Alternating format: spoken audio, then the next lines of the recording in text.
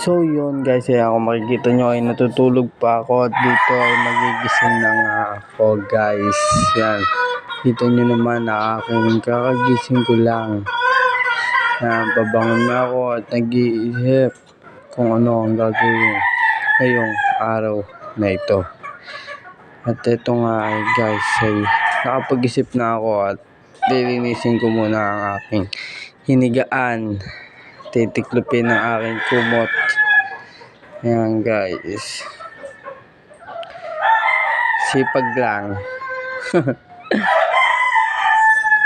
Ayan guys, sinitiklop ko na ang aking mga pinaghigaan guys, dahil nga madudumihan pag hindi ko pa tiniklop ito guys.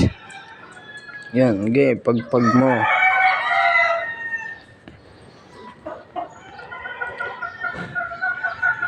Ito lang guys, habang nagtitiklop ako dyan, iniisip ko pa rin kung ano nga ang aking gagawin.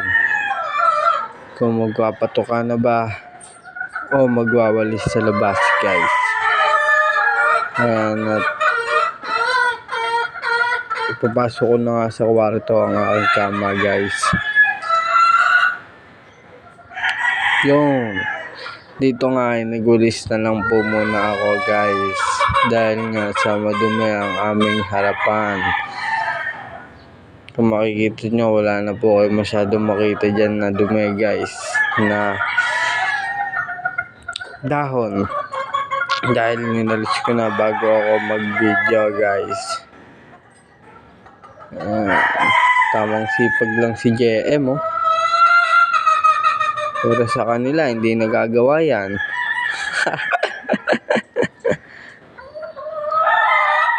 Ayan guys, sipag lang sipag lang JM.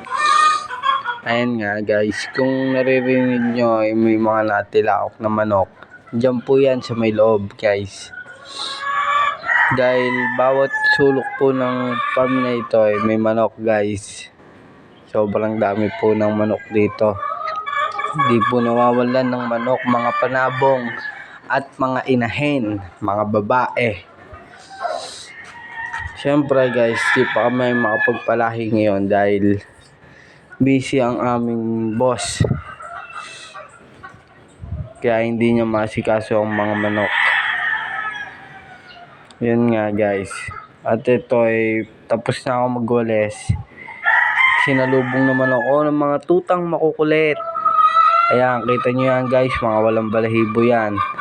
At kung napapansin nyo guys, yung itim, siya lang po ang naiiba dyan. Yun lamang po at maraming salamat. Thank you for watching.